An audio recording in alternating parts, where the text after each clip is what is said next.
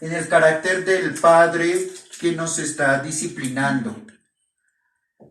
Ese es mi objetivo en este domingo, hermanos.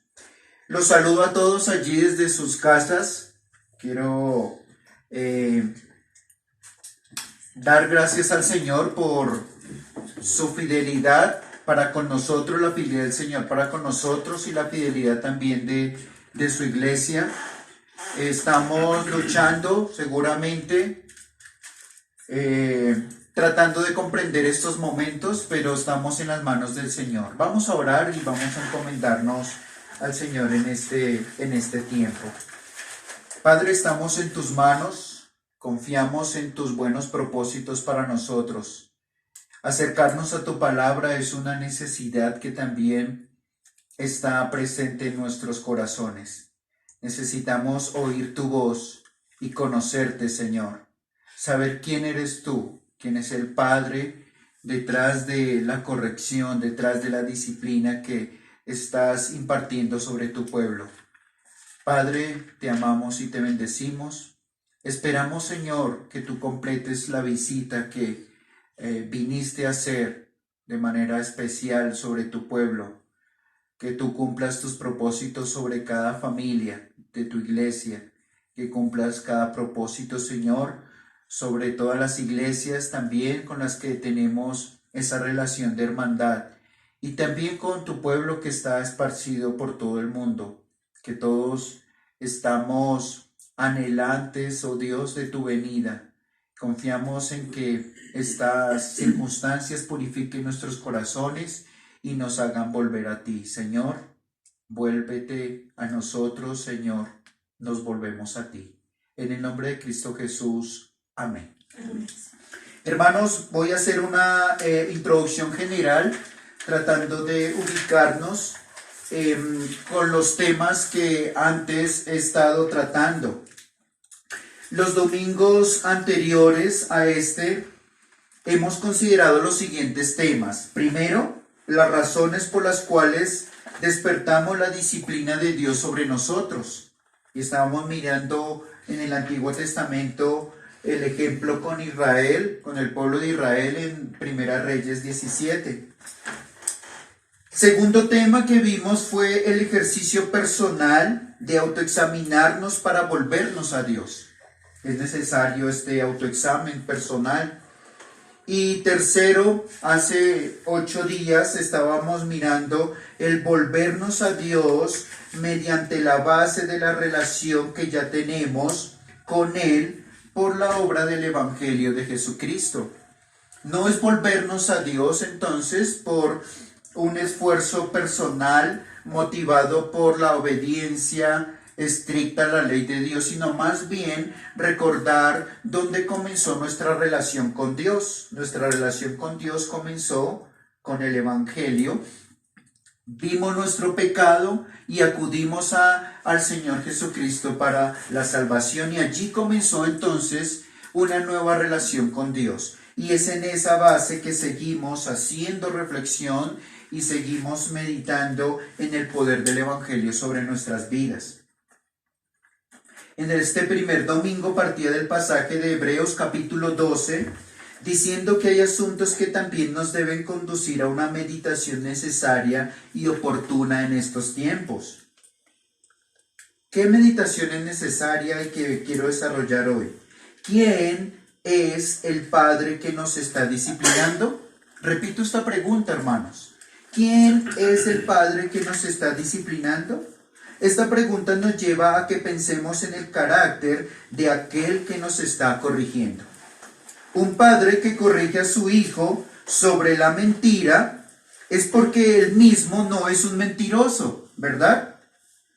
Y esto habla del carácter de su padre. Si su padre disciplina a su hijo por sus mentiras, por X o Y, cosa que está haciendo mal, es porque él, ¿sí?, al menos en términos generales, se puede percibir esa obediencia y esa rectitud del padre, por lo cual también corrige a su hijo, para que no tome caminos desviados. La manera como Dios trata con nosotros como sus hijos para corregirnos es porque desea que seamos como Él. En Hebreos, ¿qué leímos? Para que participemos de qué. Dios nos disciplina para que participemos de su santidad. De su santidad. Este versículo nos habla de su carácter.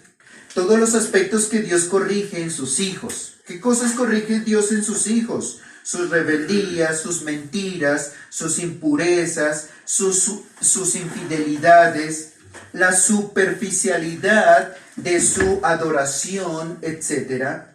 Es buscando en nosotros que seamos santos, santos. De hecho, como sabemos, este es un mandato imperativo en Pedro. Recordemos, Pedro dijo en 1 de Pedro 1:16, sed santos, porque yo soy santo. Y este mandato imperativo está acompañado por la razón de la exigencia del mandato. ¿Cuál es la razón para que seamos santos? Bueno, porque Dios es santo. Y es mi propósito hoy que meditemos brevemente acerca de la santidad de Dios. Por supuesto, brevemente, porque el tema de la santidad de Dios es muy grande como para abarcarlo en un solo estudio, en un solo domingo. Así que quiero introducir ahora ya este estudio de manera específica. Ya estaba tratando de hilar, encadenando los temas anteriores y mirando qué relación ahora tiene el uno con respecto al anterior. Ahora, con respecto a este tema de manera específica, quiero introducirlo de la siguiente forma.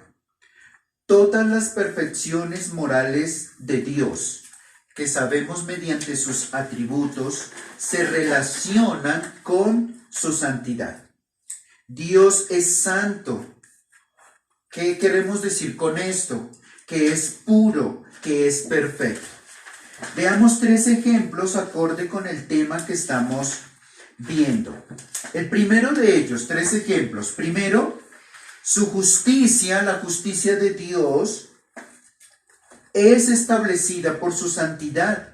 La ley de Dios, que es la lista de los decretos justos, para nosotros está en forma de mandatos o preceptos, ¿cierto? Para nosotros esa ley está escrita y está en forma de mandatos o preceptos, pero en el fondo no es más que la manifestación de un Dios ¿qué? Santo, de un Dios santo. Ustedes allí en sus casas, quiero en esta introducción tomar 3 pasajes en la Biblia, como los voy a leer rápidamente, pero entonces en sus casas repártanse estos 3 pasajes para que no se pierdan buscando, yendo de un pasaje al otro, pero al menos uno que pueda estar buscando las siguientes citas y después leerla, ¿cierto? Ahí corroborarla ahí en sus casas. Uno puede buscar Romanos 7:12, otro puede buscar Éxodo 3:5 y otro hermano puede buscar Ezequiel 28:25. Romanos 7:12, Éxodo 3:5 y Ezequiel 28:25. Entonces, notemos esto, volvamos entonces al principio. 3 ejemplos, vamos a ver que están relacionando que otros atributos de Dios están conectados con su carácter santo, puro, perfecto. Uno de ellos es su justicia. Su justicia, y la justicia es establecida por su santidad. Ahora, cuando hablo aquí de la justicia de Dios, estoy meditando en que Dios establece su justicia mediante la ley. La ley es las demandas justas de un Dios santo. Para nosotros la ley nos llega en forma de preceptos, de mandatos, de esto es lo que debemos hacer. Pero entonces la ley manifiesta en el fondo un Dios santo. ¿Qué dice Romanos 7:12? Romanos 7:12 dice que a la verdad el mandamiento, ¿cómo es? Los que tienen allí Romanos 7:12, el mandamiento es, en primer lugar, santo, justo y bueno. Dios no dio la ley, resumiéndola en los 10 mandamientos, en forma caprichosa. Esto quiero que hagan mis criaturas y punto. No, esta ley santa, esta ley más bien refleja a un Dios que es santo, que es perfecto, que detrás de cada mandamiento, esto no hagas y esto sí hagas, refleja la pureza de él mismo. Es un reflejo de él. Ahora, el segundo ejemplo. Por otro lado, su amor, su misericordia y su gracia no pasa por alto su santidad. Cuando Dios vino a visitar a los hijos de Israel con su salvación y se dirige a Moisés como el instrumento para dicho fin, ¿qué le dice Dios a Moisés en Éxodo 3:5? Quita tu calzado de tus pies, porque el lugar en que tú estás, ¿qué es? Tierra santa es. Esta tierra en que tú estás, Moisés, por mi presencia aquí es tierra santa. Ahora, Dios vino a visitar a Israel con gracia, con misericordia, ¿sí? Con salvación, vino a visitarlos con poder. Y Dios usaría un instrumento santificado para manifestar su amor, su misericordia y su gracia. Este instrumento que Dios va a usar es pecador. Es pecador. Él mismo no puede acercarse a Dios en una manera descuidada. Está pisando o está cerca más bien de un terreno santo. Pero Dios no pasa por alto su santidad. Me explico. Dios vino a visitar a un pueblo pecador, pero no va a pasar por alto su santidad y va a limpiar a su instrumento para que sea un instrumento que pueda manifestar su amor, su misericordia y su gracia. Y este instrumento va a ser Moisés. Moisés debió ser santificado, apartado para este propósito especial de Dios. El tercer ejemplo, veamos también que la manifestación de su ira o el atributo que llamamos la ira de Dios es aplicada por su santidad. Dios es santo, ¿cierto? Y por este carácter santo aplica su ira, manifiesta su ira.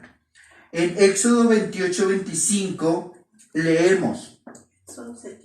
Ezequiel 28:25, los que buscaron esta cita.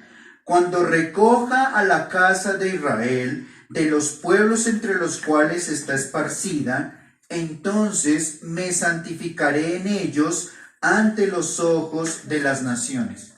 Hermanos, sabemos en el contexto de Ezequiel, que también es el contexto que vimos en el pasado con Jeremías, y el castigo y el exilio de los israelitas hacia otros lugares. Dios castigó duramente a Israel, pero cuando los recogió de donde estaban esparcidos, su santa reputación fue vindicada. Es decir, que Dios también, al restaurarlos y traerlos de donde estaban esparcidos, que les había llevado a causa de su ira, ¿sí? Su reputación fue vindicada, recuperó lo que le pertenece, y así su pueblo participó de su santidad. El punto aquí que quiero resaltar, hermanos, es que Dios, ¿cierto?, por su voluntad especial sobre su pueblo, está conectado con su pueblo. Dios está unido a su pueblo. Y en la antigüedad, cada pueblo que venía para hacer guerra contra otro pueblo y lo vencía, no solamente se hablaba de la victoria sobre Moab, sobre Amón, ¿cierto?, sobre los filisteos, sino que además se decía que fue vencido ¿quién? El Dios de esa nación. el Baal de esa nación, ¿cierto? Así entonces los babilonios o los asirios que dominaron y conquistaron a Israel y Judá, también pudieron ellos decir, vencimos a Jehová, el Dios de ellos. Así que la reputación de Dios está también ahí en juego. Y Dios les castiga duramente usando esos otros pueblos, pero también los prometió y así lo hizo, los recogió para restablecer su santa reputación. Su reputación santa fue vindicada. ¿Y por qué sabemos esto? Bueno, porque como les decía en el domingo anterior, una de las raíces por las cuales Dios fue duro sobre su pueblo fue por la idolatría. Y su pueblo en el exilio fue purificado de la idolatría. Nunca más se volvió a mencionar en sus bocas los dioses de otras naciones, los baales de otras naciones. El pueblo fue purificado. Dios cumplió su propósito, su visita para el Israel pasado. Entonces, notemos acá, la santidad de Dios está conectada con su justicia. La santidad de Dios está conectada, o más bien no ignora, no pasa, o más bien, perdón, la misericordia, el amor y la gracia no ignora o deja de lado su santidad. Y también en este tercer ejemplo, su ira es aplicada por su santidad. Ahora, hermanos, nos vamos a encontrar con pasajes en la Biblia, principalmente del Antiguo Testamento, que generan choques en la mente. Cuando nos enseñaron el Evangelio de Dios, tomamos ese Evangelio de amor, gracia y misericordia sobre nosotros. Y cuando comenzamos a leer la Biblia, nos encontramos con ciertos pasajes en el Antiguo Testamento, principalmente, que generan choques en nuestra mente con la concepción que muchas veces tenemos acerca de Dios.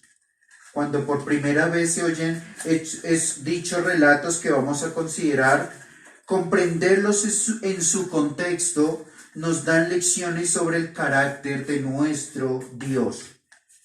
Con la siguiente pregunta trataré los siguientes pasajes. ¿Cuál es la pregunta que quiero que nos hagamos? ¿Qué aprendemos sobre la santidad de Dios en relación a las siguientes situaciones que vivieron estos hombres? En dos de ellos vamos a ver que no vivieron para contarlo. Dos de ellos no vivieron para contarlo.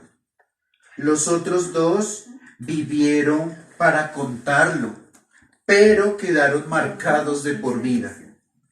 Y otro murió, pero vivió para contarlo.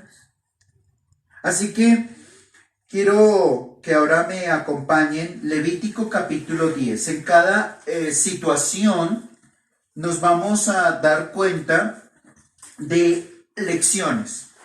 Después de explicar cada pasaje, vamos a mirar 2 lecciones por cada personaje. Vamos a comenzar nuestras lecciones de hoy con relación a la pregunta: ¿qué aprendemos sobre la santidad de Dios en relación a las siguientes situaciones que vivieron estos hombres? Cuando Dios viene y su santidad viene, tiene propósitos.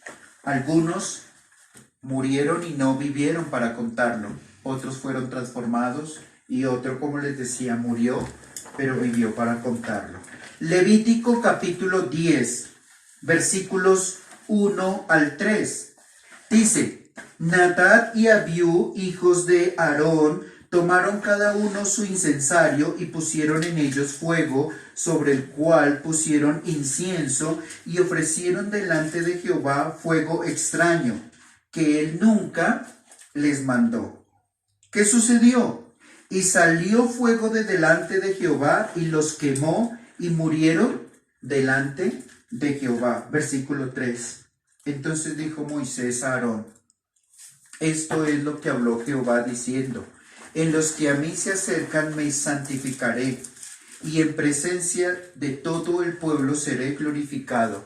¿Y qué hizo Aarón? Y Aarón cayó. Vamos a aprender unas lecciones, hermanos, con relación a Nadab y Abiú. Notemos En primer lugar, el contexto.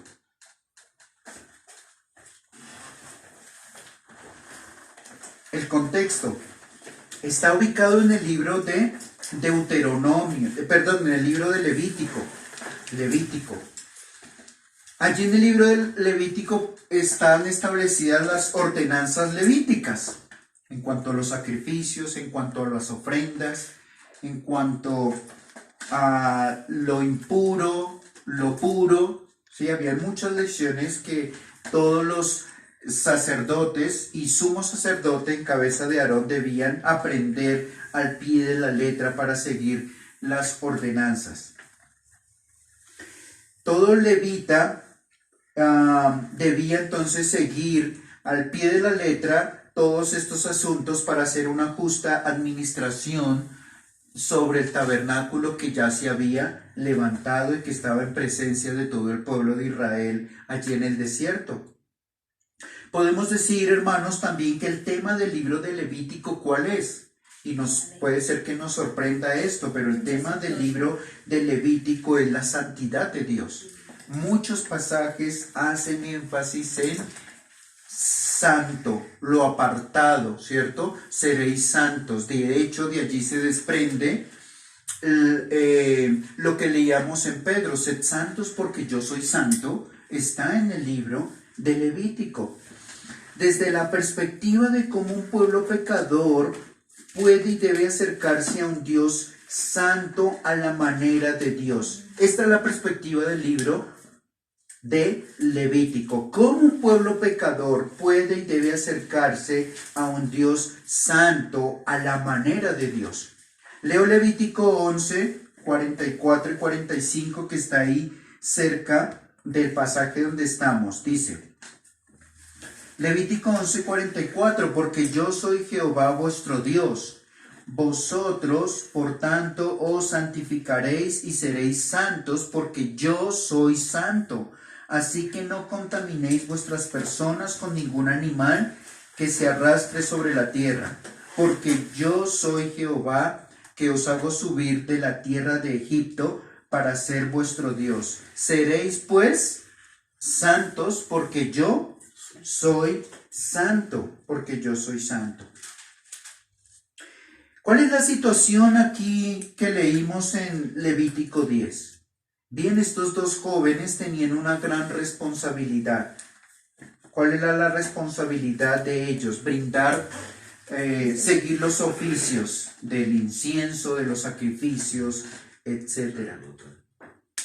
Bajo este contexto, entonces ellos ofrecieron o administraron un incienso extraño que no fue ordenado por Dios, y entonces Dios los hizo morir por medio de un fuego. Muchos se han escandalizado frente a una circunstancia así, y con otro pasaje que vamos a mirar después han llegado inclusive a conclusiones como que este Dios no puede ser el mismo Dios del Nuevo Testamento. ¿Cómo les va a quitar la vida a estos dos jóvenes? Pero como les decía al principio, necesitamos comprender el contexto bajo el cual se dan estas circunstancias. Y aquí vemos la primera lección. Tomen nota de la primera lección. Con las cosas sagradas no se juega. En la lección básica, natural que se desprende de este pasaje. Con las cosas sagradas no se juega. Estos jóvenes eran los primeros que estarían llevando a cabo las órdenes del ritual ordenado por Dios.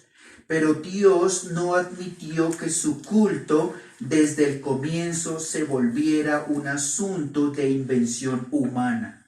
Recordemos, todo el libro de Éxodo, la segunda parte del libro de Éxodo, son las instrucciones que Dios le da a su siervo Moisés acerca del tabernáculo.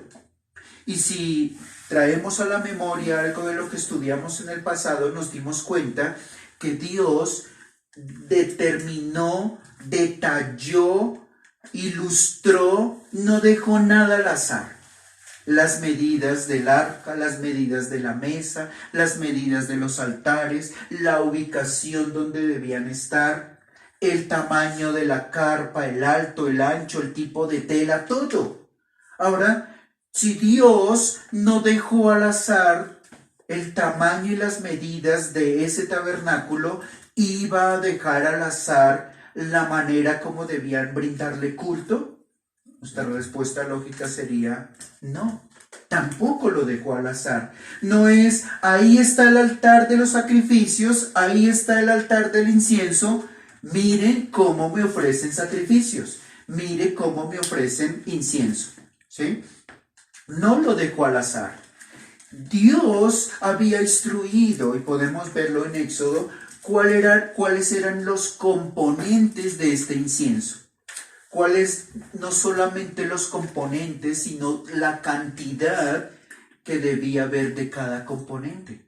No sabemos si a estos jóvenes se les ocurrió añadir otro componente aromático, o se les ocurrió de pronto echarle un poquito más, o quitar. Es un fuego extraño, sea como haya sido, que Dios no aceptó.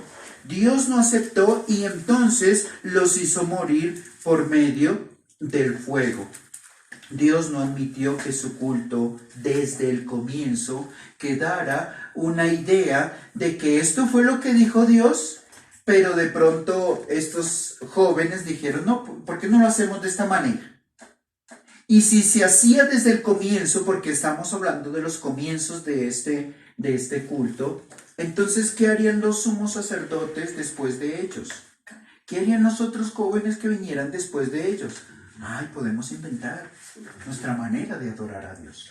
¿Sí? Era el comienzo. Y Dios por eso vino con furor a tratar este asunto, podemos decir, de raíz. Porque están ofreciéndolo también delante del pueblo. Si al pueblo se le dice, tú tienes que traer una oveja, macho, de tanta edad, ¿cierto? Bien especial, que se note que es un sacrificio real. Pero si estos jóvenes pueden inventar el culto a Dios, pues el pueblo también puede un día decir, pues yo traigo la perniquebrada, pues yo traigo el cordero más viejito que tenga, ¿sí? Entonces esto se vuelve una ola, una cadena de contaminación del pueblo al ofrecerle el culto al Señor. Ahora pensemos en el padre de estos jóvenes. ¿Quién es el padre de estos jóvenes? Aarón. Aarón ha sido establecido sumo sacerdote. ¿Podemos imaginar a Aarón pensando en el costo de servir a Dios? Perdí a mis hijos. ¿Este es el pago por servir a Dios? ¿Por consagrar mi vida a Él? Evidentemente, no sabemos la lucha de Aarón, pero Aarón está deseoso de respuestas. Aarón quiere una respuesta y, por supuesto, Dios le dio respuesta a sus inquietudes por medio de Moisés. ¿Cuál fue la respuesta? Esto es lo que el Señor habló. Estoy leyendo aquí la Biblia de las Américas. Entonces Moisés dijo a Aarón, esto es lo que el Señor habló diciendo, como santo seré tratado por los que se acercan a mí y en presencia de todo el pueblo seré honrado. Como santo seré tratado por los que se acercan a mí.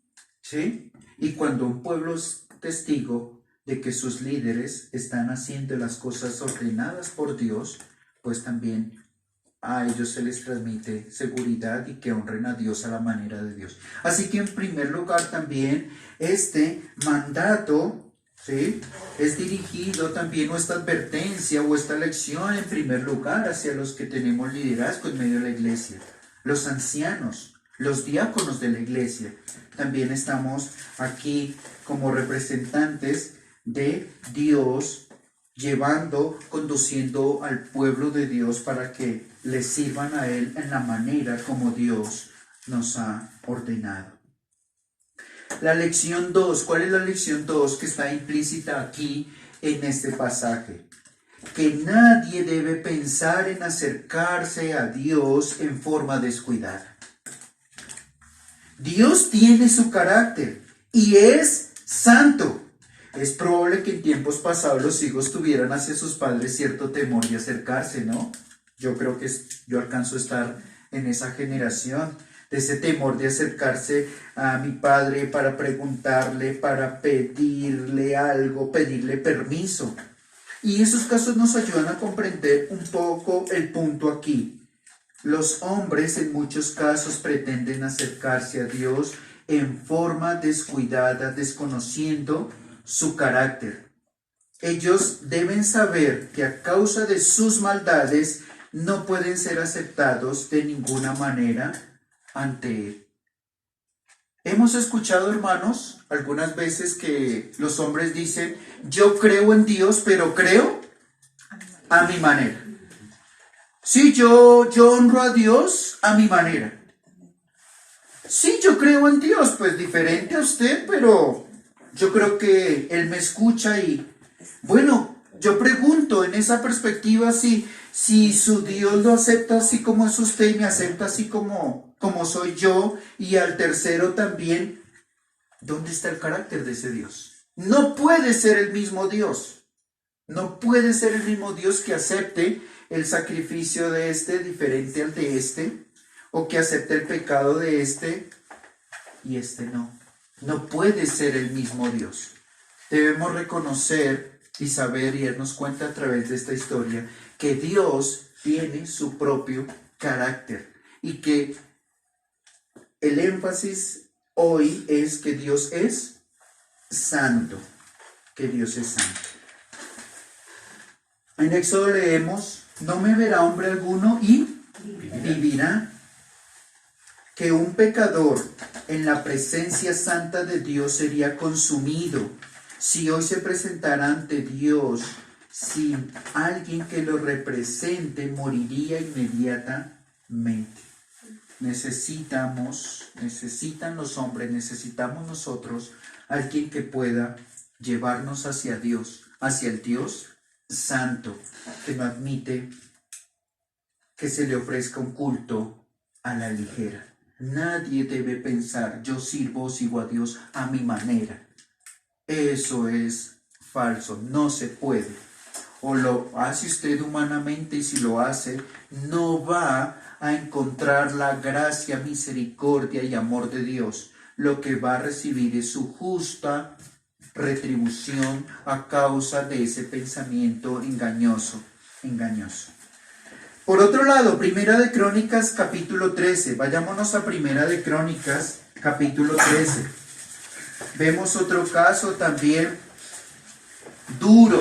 Como les decía, los dos primeros hombres, frente a la santidad de Dios, fueron consumidos. No vivieron para contarlo. Primera de Crónicas 13, versículo 7 hasta el versículo 12. Dice, y llevaron el arca de Dios de la casa de Abinadab en un carro nuevo. Y Usa y Ahío guiaban el carro. Versículo 8. Y David y todo Israel se regocijaban delante de Dios con todas sus fuerzas, con cánticos, arpas, salterios, tamboriles, címbalos y trompetas. Una fiesta total allí. Pero cuando llegaron a la era de Kidón, Usa extendió su mano al arca para sostenerla porque los bueyes tropezaban. Y el furor de Jehová se encendió contra Usa y lo hirió porque había extendido su mano al arca y murió allí delante de Dios. Y David tuvo pesar porque Jehová había quebrantado a Usa, por lo que llamó a aquel lugar Pérez Usa hasta hoy. Y David temió a Dios aquel día y dijo, ¿cómo he de traer a mi casa el arca de Dios? Hermanos, en este pasaje el rey David está tomando decisiones importantes para afianzar su reino. Está comenzando su reino, sobre todo Israel. Y una de ellas es motivar al pueblo de Israel para hacer traer el arca del pacto a Jerusalén, la cual en tiempos del rey Saúl estuvo deambulando. En esta iniciativa, David convoca a los escogidos por Dios para llevar a cabo las tareas del culto. ¿Quiénes fueron los escogidos por Dios para llevar a cabo todas las tareas relacionadas con el tabernáculo y con el ofrecimiento de los sacrificios? Los levitas, toda la tribu de Leví. Así que hay levitas aquí convocados. Aquí la tarea está bien. El pueblo también está animado, el pueblo se dispone a participar de semejante evento. Pero nos encontramos entonces con la situación. ¿Cuál es la situación? Que en el traslado del arca participan 2 hombres, quienes depositan el arca en un carro, pero no es cualquier carro, es un carro nuevo. ¿Sí lo alcanzamos a notar? Versículo 7, llevaron el arca de Dios de la casa de Aminadab en un carro nuevo, en un carro último modelo, ¿sí? En el Mercedes de la época, ¿sí? El pueblo entonces está de fiesta, el pueblo de fiesta. Este carro nuevo, ¿qué es? Pues es un carruaje que era arrastrado por bueyes. Sin embargo, por el camino lleno de fiesta y alegría algo pasó y los bueyes tropezaron y eventualmente el arca comenzó a resbalar para caer del carro. Y la reacción de Usa, ¿cuál fue? Extender sus manos para sostenerla, que no cayera a tierra. ¿Cuál es la lección, hermanos? Mire, este pasaje se ha interpretado desde la perspectiva de la santidad de Dios. Uno de los teólogos que expuso este pasaje de manera muy especial, algunos lo conocen, R.C. Sproul. Y quiero citar algo que él dijo. Abro comillas en lo que él dijo. Dice, seguramente la reacción de Usa fue instintiva. Él hizo lo que cualquier judío piadoso habría hecho para evitar que el arca cayera en el lodo. Extendió su mano hacia la tambaleante arca para proteger ese santo utensilio. No fue un acto premeditado de desafío a Dios, fue un reflejo. Desde nuestra perspectiva parece como un acto de heroísmo. Pensaríamos que Usa escucharía la voz de Dios desde el cielo gritando, ¡gracias, Usa!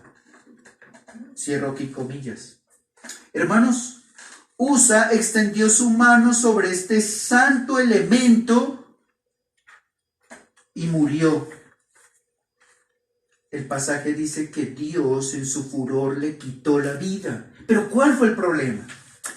¿Cuál fue el problema? ¿No estaba buscando David una consagración a Dios mediante los elementos establecidos por él? En el cual el arca era el símbolo central, importante, porque representa la presencia del Dios Santo en medio de un pueblo pecador, impuro, infiel.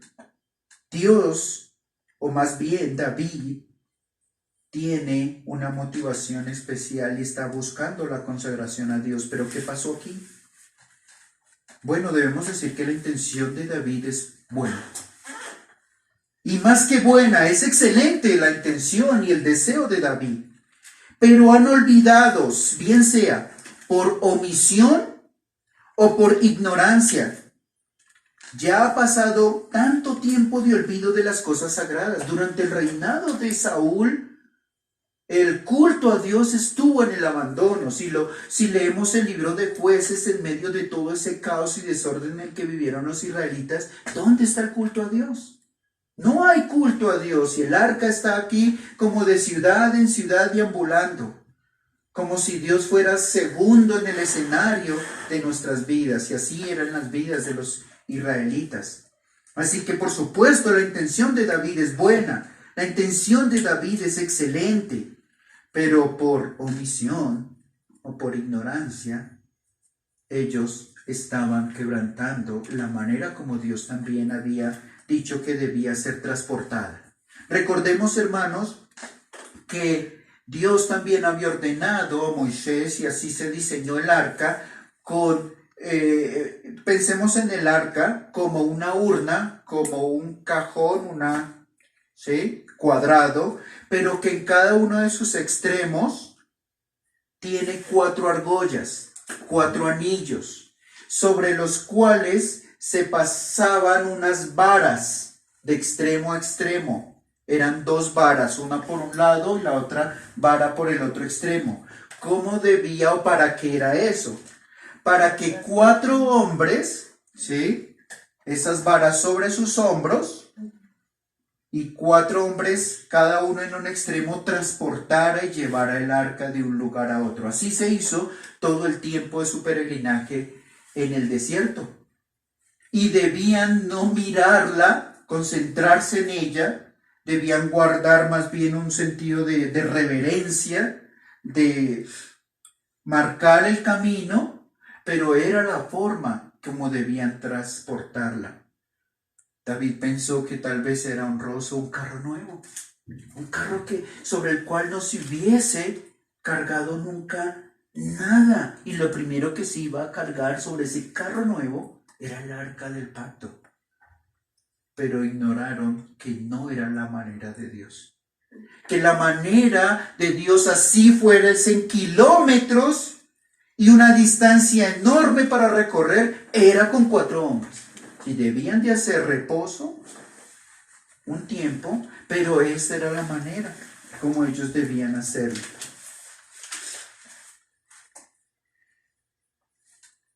Si ellos hubiesen obedecido, pues Dios les hubiera librado de la situación a la que se expuso Usa. Las manos de Usa eran indignas para sostener el arca.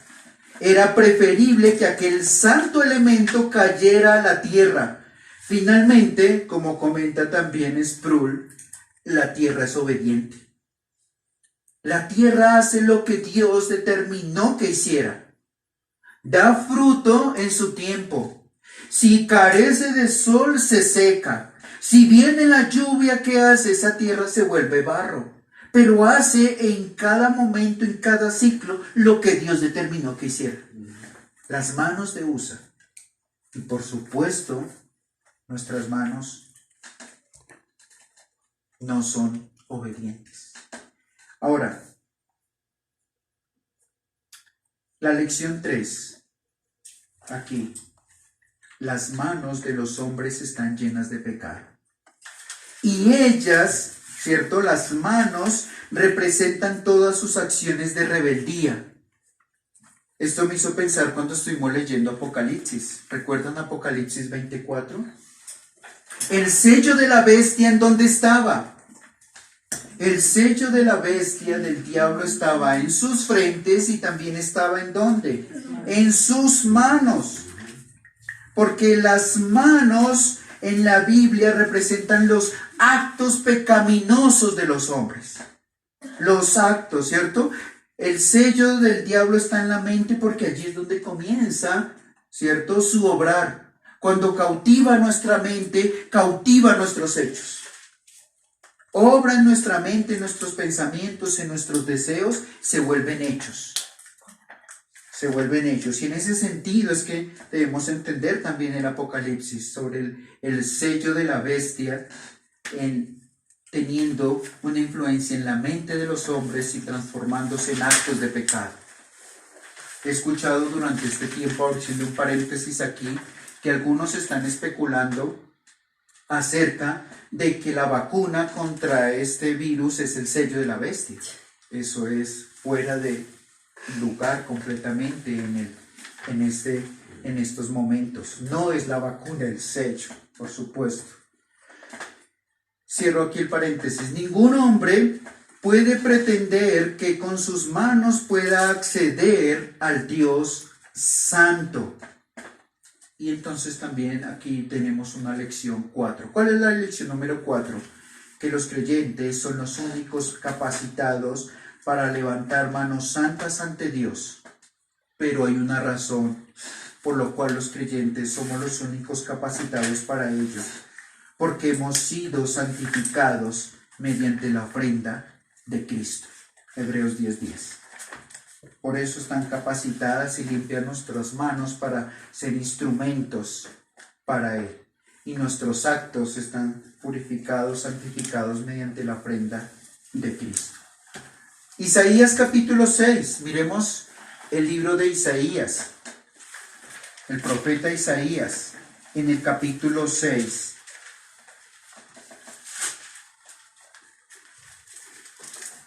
Lecciones entonces con Isaías. Los dos anteriores, Usa y los hijos de Aarón, Nadab y Abiú no vivieron para contarlo. ¿Sí? Por ignorancia, por omisión, yo creo, por omisión más que por ignorancia, se presentaron y contaminaron su servicio y Dios los consumió. Pero aquí hay un hombre que vivió para contarlo.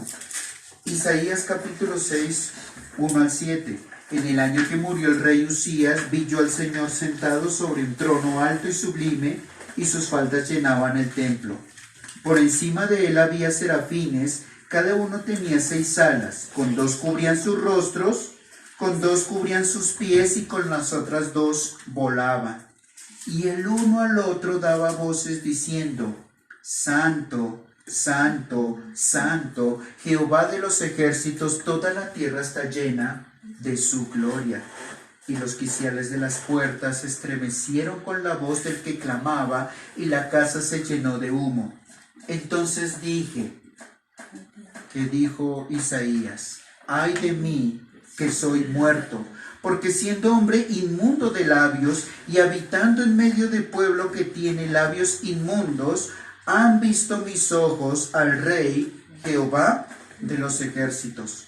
Y voló hacia mí uno de los serafines teniendo en su mano un carbón encendido, tomado del altar con unas tenazas.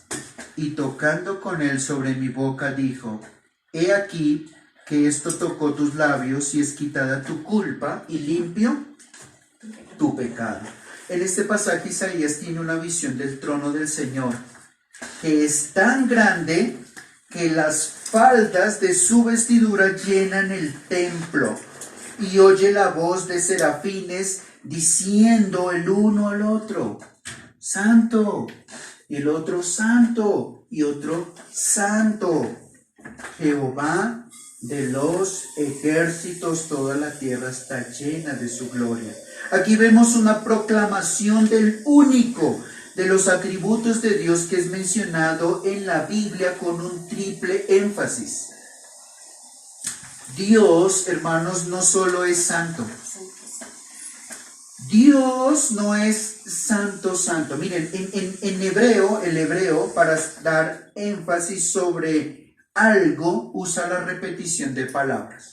Por ejemplo, ellos usan comer, comiendo. ¿Cómo entendemos eso? Pues comer en abundancia. ¿Sí? Correr, corriendo. Para dar un énfasis de que corrió, pero a una gran velocidad. Y usan entonces la repetición de palabras para dar un énfasis sobre lo que se quiere comunicar. Dios no solo es santo, santo. Dios es santo, santo, santo. Y es frente a este Dios 3 veces santo que Isaías se ve muerto, destruido. Dice el versículo 5, ay de mí que soy muerto. La idea allí de muerte es destruido. La idea que está detrás de este sentimiento de Isaías es que se sintió desintegrándose. Tal vez nosotros utilizaríamos la palabra quedé desinflado frente a esta situación que estoy viviendo. Isaías se ve desintegrándose, como deshaciéndose su ser delante del Dios santo, santo, santo.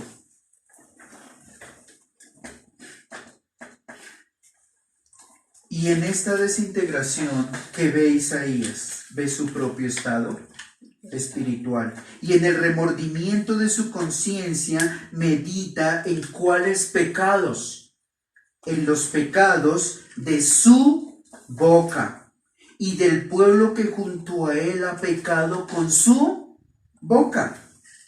Notemos que del pecado de las manos, pensando en que venimos de Usa, usó sus manos sucias para tratar de retener allí este instrumento santo. Ahora pasamos a los pecados de la boca. Y esto nos lleva a pensar o recordé las palabras del Señor Jesús, que decía que de la abundancia del corazón habla la boca. De la abundancia del corazón habla la boca. ¿Y qué abunda en el corazón de los hombres? Maldad, perversión, engaño, maldiciones, avaricias, etc. Y de todos los pecados de la boca de los hombres darán cuenta aún de las palabras ociosas que dijeron. De las palabras ociosas más ocultas que hayan salido de los hombres, de ellas darán cuenta. Mateo 12, 34, 36.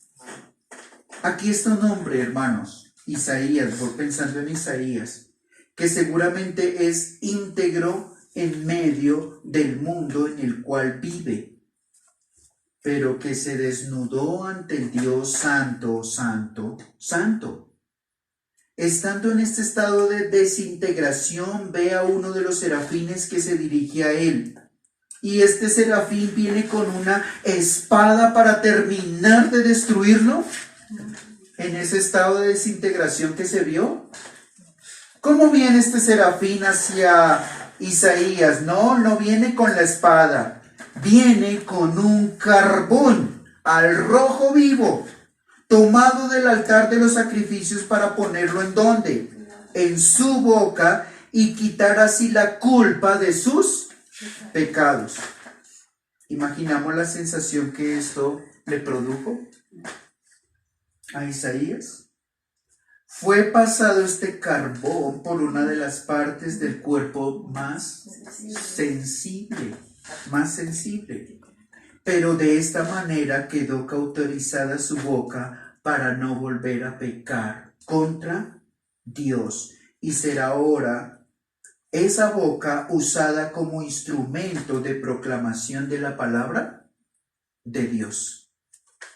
Instrumento de proclamación de la palabra de Dios. ¿Cuál es la lección 5 entonces? Lección 5. Cuando somos expuestos ante el Dios 3 veces santo, se pone de manifiesto la profundidad de nuestros pecados. Pero también, junto a esta lección 5, hay una lección también 6 importante. ¿Cuál es la lección 6? La 5 la repito. Cuando somos expuestos ante el Dios 3 veces santo, se pone de manifiesto la profundidad de nuestros pecados. La santidad de Dios tiene que ver con nosotros. Lección 6.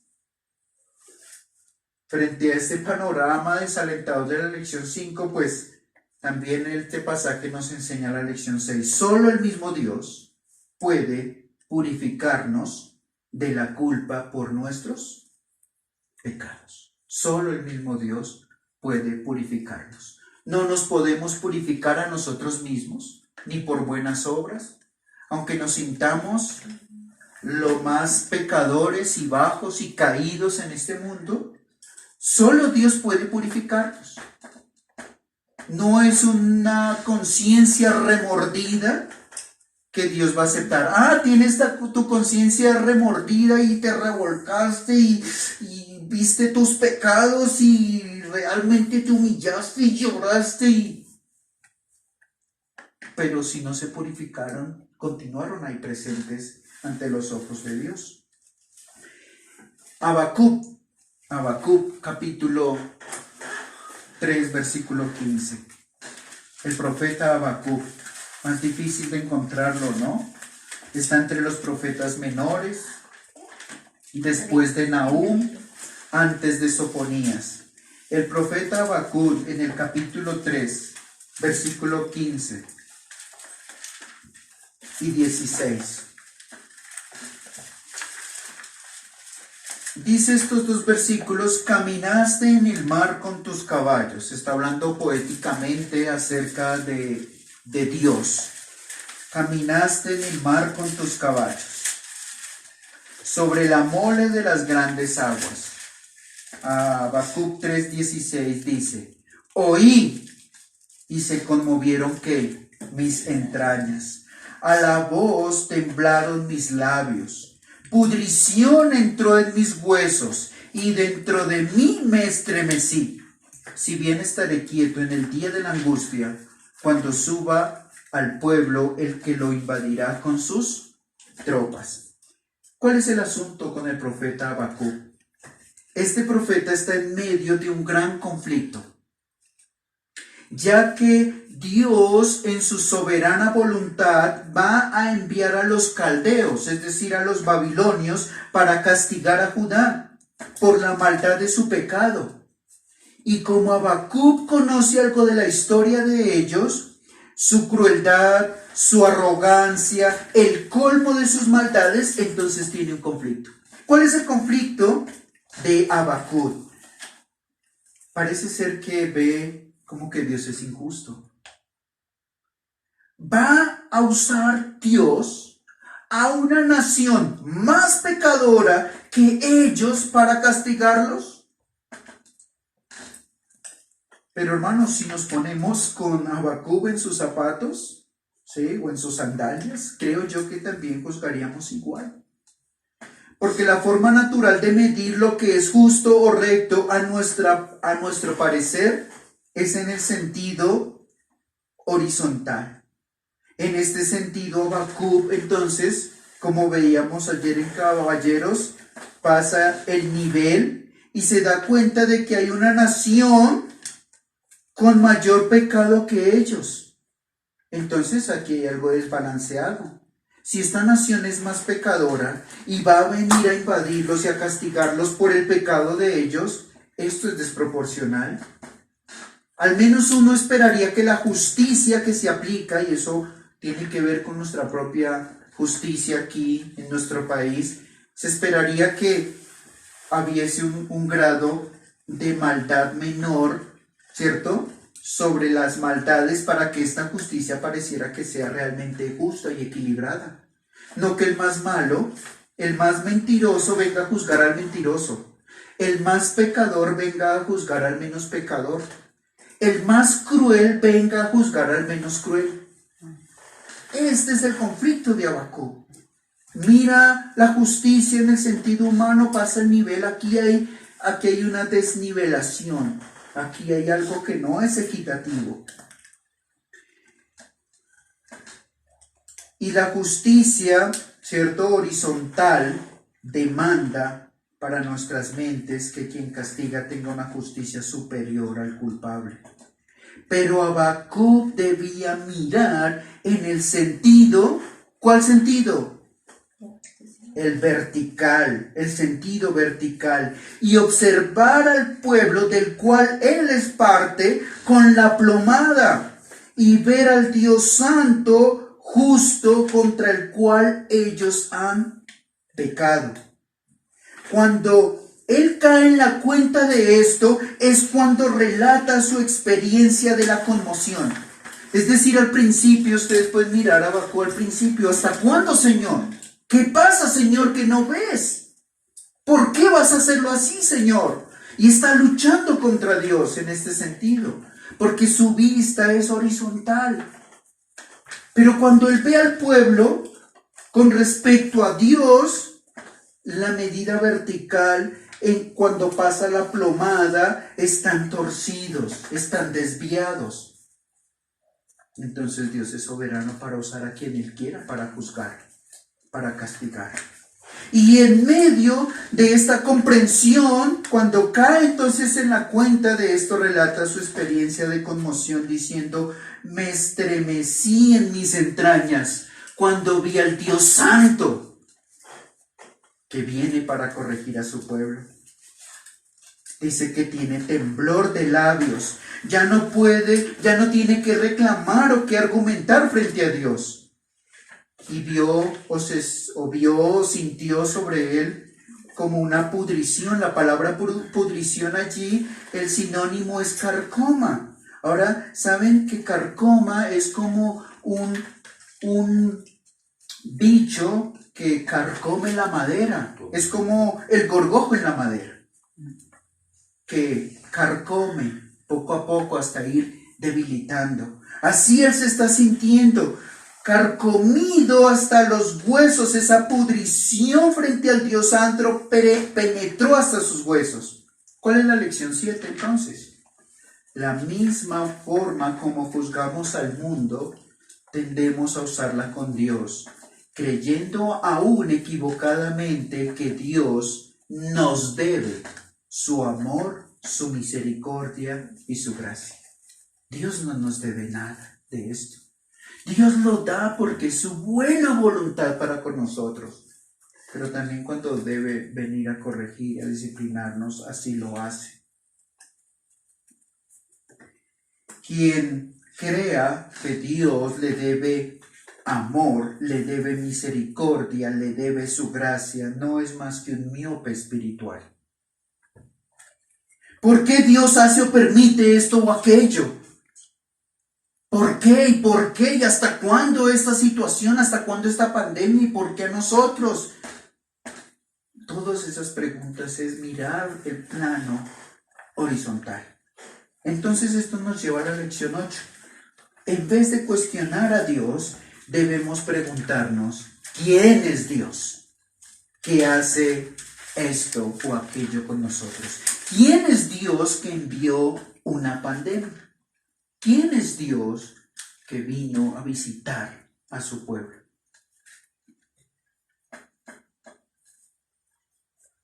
Y termino, hermanos, con las lecciones.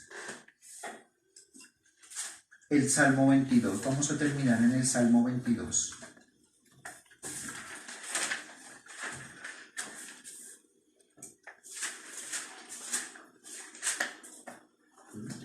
Versículos 1 al 4. Salmo 22, versículos 1 al 4. Dios mío, ¿por qué me has desamparado? ¿Por qué estás tan lejos de mi salvación y de las palabras de mi clamor? Dios mío, clamo de día y no respondes, y de noche y no hay para mí reposo. Pero tú eres santo. Tú que habitas entre las alabanzas de Israel, en ti esperaron nuestros padres, esperaron y tú los libraste. Hermanos, los personajes anteriores podemos decir que fueron transformados por la cercanía a la santidad de Dios, la cercanía. Y aunque fueron purificados, en el caso de Habacuc, de Isaías, finalmente cayeron a la sepultura. Pero se fueron en paz. Ahora vamos a pensar en las lecciones por medio de Cristo. En el Salmo 22 está escrito un clamor anticipado que fuera pronunciado por el Señor estando ¿dónde? En la cruz. Allí el Hijo fue abandonado por el Padre. El Hijo fue abandonado por el Padre y el Hijo entonces exclamó, Dios mío, ¿por qué me has desamparado? Ahora quiero, hermanos, que pensemos en Abraham e Isaac. Cuando ellos van al monte donde el Padre sacrificaría a su Hijo, pero la voz de Dios libró a Abraham para que detuviera el puñal o el cuchillo que ya estaba listo para clavarlo sobre su hijo. Se estaba dirigiéndose al cuello de su hijo. Y esto me hizo pensar en lo siguiente, hermanos. En el Gólgota tenemos una escena semejante. Salvo que el puñal allí no fue detenido. Y mientras el puñal penetra el corazón del Hijo, el Hijo mismo añade otra exclamación que está en el Salmo 22. Pero tú eres santo. Tú eres santo. ¿Quién más que el Hijo clavado allí en la cruz comprendió la profundidad de la santidad de su Padre? De aquel que de ningún modo tendrá por inocente al culpable, de aquel que al verlo como pecado le provocó la muerte para que, por los que dio su vida, seamos una expresión viva de su justicia que es conforme a su santidad. El Padre no detuvo el puñal sobre su Hijo, pero el Hijo, mientras está penetrando ese puñal sobre su vida, está diciendo: tú eres santo. Tú eres santo. No puedes convivir con el pecado y me estás viendo como pecado. Pero está bien, tengo mi voluntad dispuesta a entregarla por pecadores, por los que tú me diste para salvar. Aquí está mi voluntad dispuesta, Señor. Pero esta historia no terminó allí, porque al tercer día el herido por el Padre se levantó de entre los muertos, testificando de esta manera que él mismo también es santo, puro, sin mancha, ya que la tumba solo retiene a los pecadores. Por lo tanto, Cristo no es pecador y ahora puede estar en la presencia directa de Dios, en su santa presencia. La lección 9. Cristo soportó voluntariamente sobre sí mismo el pecado del castigo divino que proviene de un Dios santo, santo, santo. Y la última lección, la lección número 10. Cuando los suyos procuramos estar fuera de este vínculo, es cuando Él viene a disciplinarnos para hacernos partícipes de su santidad. Hermanos, la Biblia dice que la santidad de Dios es su hermosura. Dios es hermoso, Dios es santo. Y lo pudimos contemplar en una manera especial en la cruz de Cristo. El desfigurado, el hermoso fue desfigurado por causa nuestra, por causa nuestra. Este es el Padre que viene a disciplinarnos. Un Dios santo que quiere formar en nosotros el carácter santo y puro de su Hijo en nosotros. ¿Estamos dispuestos a participar de su santidad? Oremos. Señor, estamos agradecidos contigo. Tú no solo eres santo, oh santo, santo, eres santo, santo, santo. Y es el único atributo en tu palabra que está enfatizado 3 veces, Señor. No eres simplemente apartado, eres perfecto, puro, limpio, transparente. No puedes tolerar la maldad. Es incapaz tu ser de tolerar la imperfección. Y nosotros, Señor, somos todo lo contrario, imperfectos, impuros.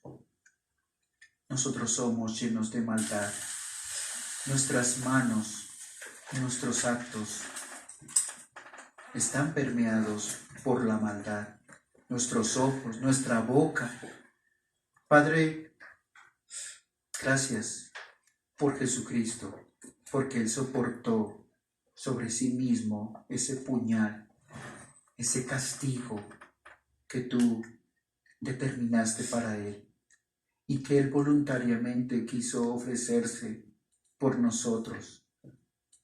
Gracias por esa voluntad y ese sacrificio voluntario, porque es allí donde nos podemos encontrar unidos y poder estar delante de ti, del trono de la gracia, delante del trono del Dios Santo, con confianza y con libertad. Pero también queremos poner en nuestros corazones un temor reverente, Señor, porque hemos quebrantado tu santidad o ignorado, Dios, con nuestros actos de pecado, tu santidad. Tú eres santo. y quieres y anhelas para tu pueblo que participe de tu santidad.